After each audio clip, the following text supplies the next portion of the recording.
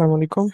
मेरा नाम मोहम्मद उज़ैर है और मैं PIIC का स्टूडेंट हूँ और मैं बैचलर्स कर रहा हूँ in business and information technology from university of engineering and technology Lahore.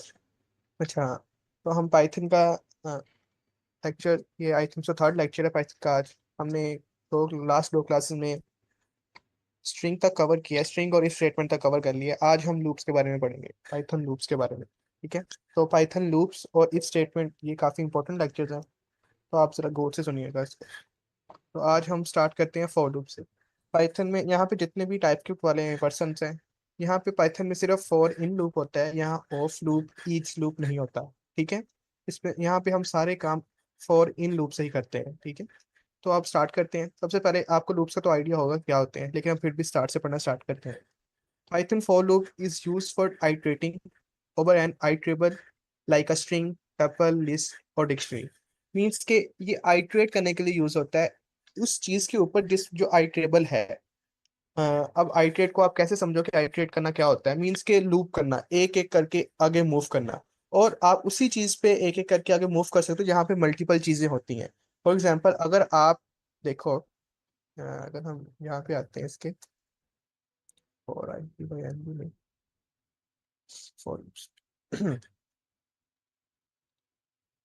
देखिए, अगर मैं वेरिएबल बनाता हूँ नंबर के नेम से, ठीक है, और इसमें एक नंबर शो करवा देते हैं। देखें, ये एक नंबर है। हमने पता है कि नंबर जो है सिर्फ एक वैल्यू स्टोर हो, एक एक वैल्यू होती है। जो जहां पे एक वैल्यू होती है वहां पे आप आइटरेट नहीं कर सकते। कुछ नॉइस आ रही है मेरे वॉइस के साथ। हाँ मेरे भाई, शोर आ रहा नहीं, है? थोड़ा सा आया था पता नहीं। अभी भी आ रहा है? वो कह रहे हैं आ रहा है, रुको मैं हैंड फ्री दोबारा लगाता हूँ।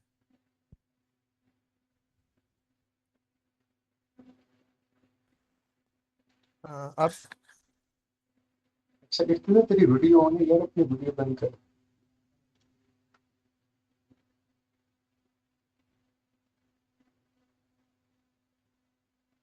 अभी मेरी वॉइस में शोर आ रहा है तो बता दें मुझे, तो मैं देखूँ कुछ और करूँ।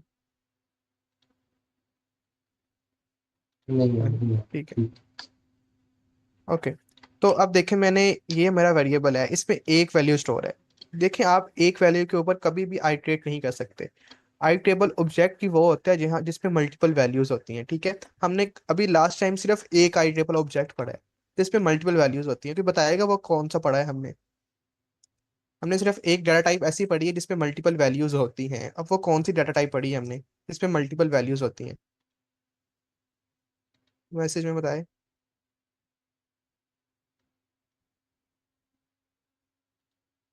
नहीं, कोई डाटा टाइप हमने ऐसी पढ़ी है स्ट्रिंग। अभी तक हमने स्ट्रिंग पढ़ी है, लिस्ट तो हमने पढ़ी नहीं है। स्ट्रिंग ऐसी डाटा टाइप है जिसमें मल्टीपल वैल्यूज मीन्स के मल्टीपल कैरेक्टर्स होते हैं। देखें, UZAIR मल्टीपल कैरेक्टर्स है। तो ये एक आईट्रेबल ऑब्जेक्ट है। ऐसा डाटा टाइप जिसमें मल्टीपल कैरेक्टर्स होते हैं उसे हम आईट्रेबल ऑब्जेक्ट कहते हैं। ठीक है, तो हम इसके ऊपर लूप लगा सकते हैं। अब हम कल एक काम कर रहे थे, हम कैरेक्टर प्रिंट करवाए थे, याद होगा किसी को, इंडेक्सिंग के जरिए। ठीक है, तो हमने नेम लिखा था, आगे हमने इंडेक्स दिया था 0 से। तो इससे क्या हुआ था? कैरेक्टर प्रिंट हो गया था। किधर क्या?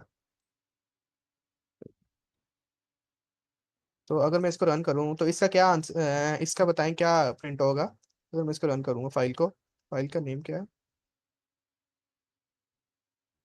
For loop.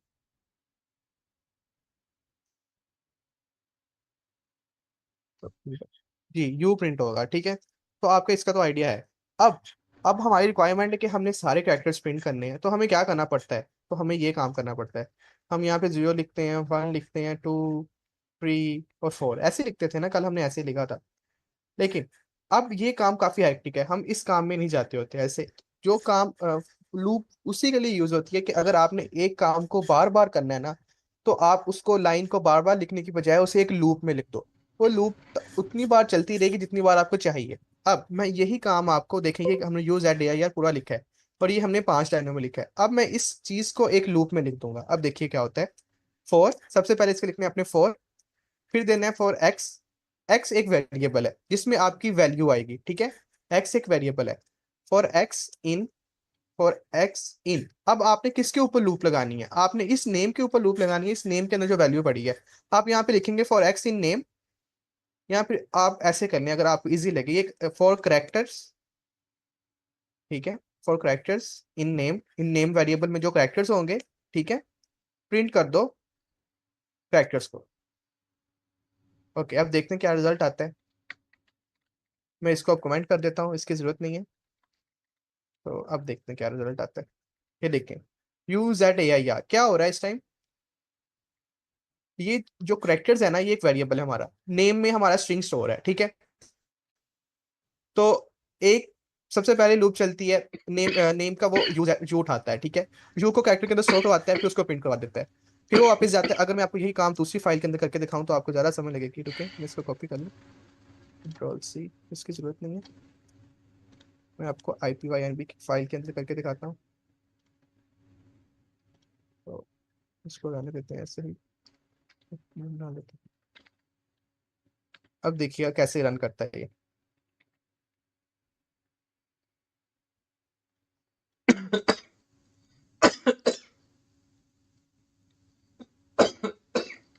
ओके, अब देखिएगा मेरा आउटपुट एक एक करके यहाँ पे शो होगा। ये देखिए मेरी लूप पहले यहाँ पे आई, ठीक है, for characters in name. Characters में क्या वर्ड आ गया? यू, यू प्रिंट हो गया। अब कैरेक्टर्स में क्या वर्ड आएगा? जेड। अब देखिएगा जेड प्रिंट होगा। AIR, आर पे क्या हो गया? कैरेक्टर्स खत्म हो गए, तो मेरी लूप फिनिश होगी। अब ये देखें, यहाँ पे लूप साथ ही फिनिश हो गई, क्योंकि उसे कैरेक्टर कोई नहीं मिला आगे, ठीक है। तो एक एक करके यहाँ पे कैरेक्टर सारे सेव होते हैं और हम उनको प्रिंट करते जा रहे हैं एक एक करके, यहाँ तक किसी को issue?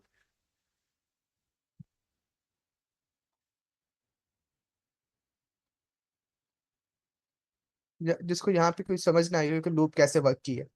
For characters in name, characters name के अंदर, ठीक है, और प्रिंट जैसे हम टाइपसेट में ऑफ ऑफ नहीं यूज करते थे, ऑफ से हम ऑब्जेक्ट में से सारे एक एक करके वैल्यूज उठाते होते थे, तो इसी तरह ये है, ये डायरेक्टली वैल्यूज उठा रहे हैं इन इन लूप से, ठीक है।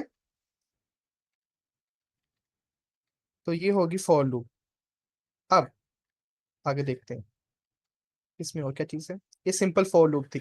अगर आप ये फुल फॉर लूप, मैंने आपको बताया कि आई टेबल ऑब्जेक्ट के ऊपर लगती है। अब यहाँ पे मैंने सिर्फ स्ट्रिंग के ऊपर लगाई है, आप किसी भी आई टेबल ऑब्जेक्ट के ऊपर फॉर लूप लगा सकते हो।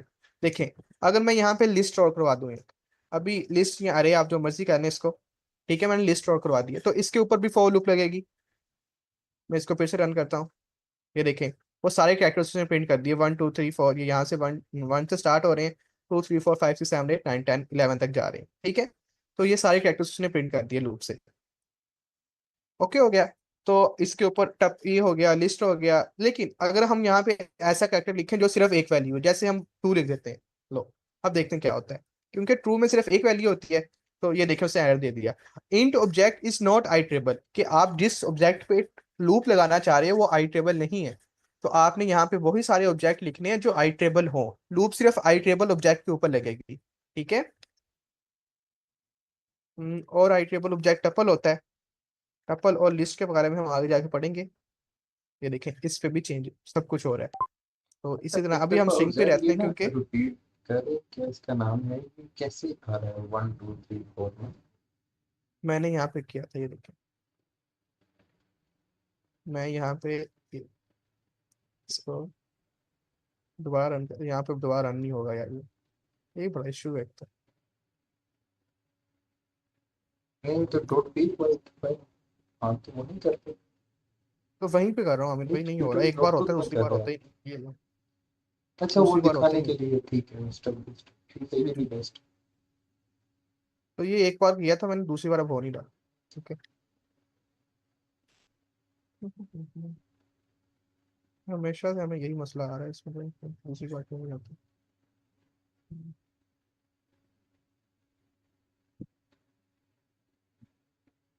नहीं हो रहा, उसको ऐसे रन करना पड़ेगा एक साथ। इसमें एक एक करके क्या होते हैं, सबसे पहले ये देखें, आई टेबल ऑब्जेक्ट है, लूप इसके ऊपर चलेगी।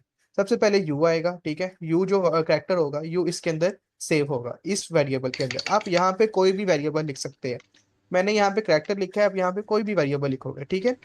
यहाँ पे वेरिएबल लिखो जहाँ पे आपका डाटा एक एक करके यहाँ पे स्टोर होगा, ठीक है। और उसके बाद जिसमें से डाटा आपने लेना है वो वेरिएबल यहाँ पे आएगा, ठीक है। आप यहाँ पे वेरिएबल भी लिख सकते हो, आप डायरेक्ट वैल्यू भी दे सकते हो। अगर आपने वेरिएबल देखिए, मैं डायरेक्ट यहाँ पे उज़ैर लिख देता हूँ, इसको मैं खत्म कर देता हूँ। मैंने डायरेक्ट उज़ैर लिख दिया, कि इसमें से एक एक करके वैल्यू यहाँ पे आएगी, उसको मैं प्रिंट करता जाऊंगा, देखिएगा हमारा सेम रिजल्ट आया है। ये देखें, ये सेम रिजल्ट आया है। तो आप डायरेक्ट यहाँ पे वैल्यू भी लिख सकते हैं, यहाँ पे डायरेक्ट वेरिएबल भी लिख सकते हैं जिसमें आपकी वैल्यू स्टोर है। अगर मैं डायरेक्ट यहाँ पे लिस्ट दे दूँ, देखें लिस्ट दे दी है 1 2 3 की, ये देखें 1 2 3 आ गए यहाँ पे।